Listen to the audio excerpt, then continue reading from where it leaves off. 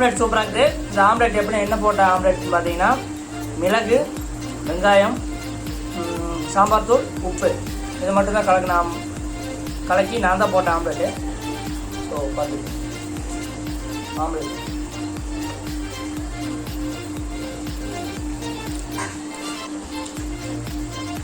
Omelette கூட chutney taste.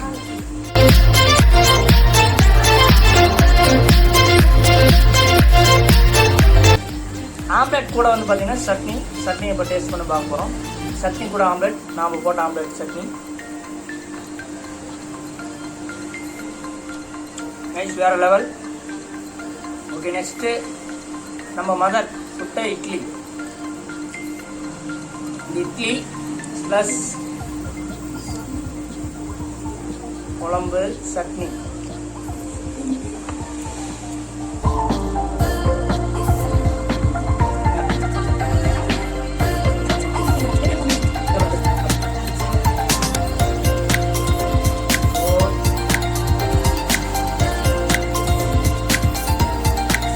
இது வந்து பார்த்தீங்கன்னா பச்சை மிளகா, சட்னியில் வந்து பச்சை மிளகா, தேங்காய், அப்புறம் இந்த கடுகு, அப்புறம் பச்சை மிளகா அதிகமாக சேர்த்திக்குது. இந்த கடுகுலாம் போட்டு வணக்கி போடுவாங்களா, அது போட்டுக்கிறாங்க. சூப்பராக இருக்குது. இது எல்லாமே எங்கள் அம்மா சமையல். நான் இது வரைக்கும் சாப்பிட்டது எல்லாமே அம்மா சமையல் தான்.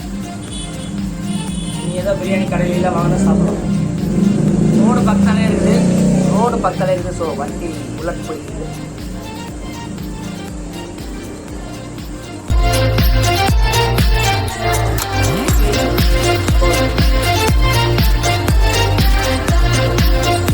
ஒரு ஆம்லெட் கடைக்கு போனால் 2 பரோட்டா ஒரு ஆம்லெட்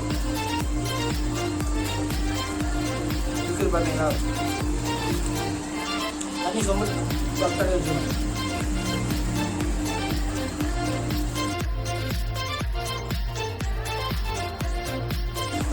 சாப்பிடும்போது எப்பயுமே தண்ணி அதிகமாக குடிக்காதீங்க. சாப்பிட்டு ஒரு 1/2 hour கழிச்சு தண்ணி சேர்த்துக்கலாம்.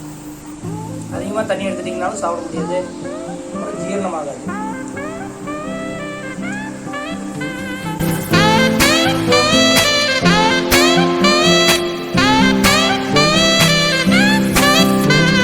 இது வந்து மீன் சாப்பிட்டேன் நேற்று சண்டே. மீன் சாப்பிட்டு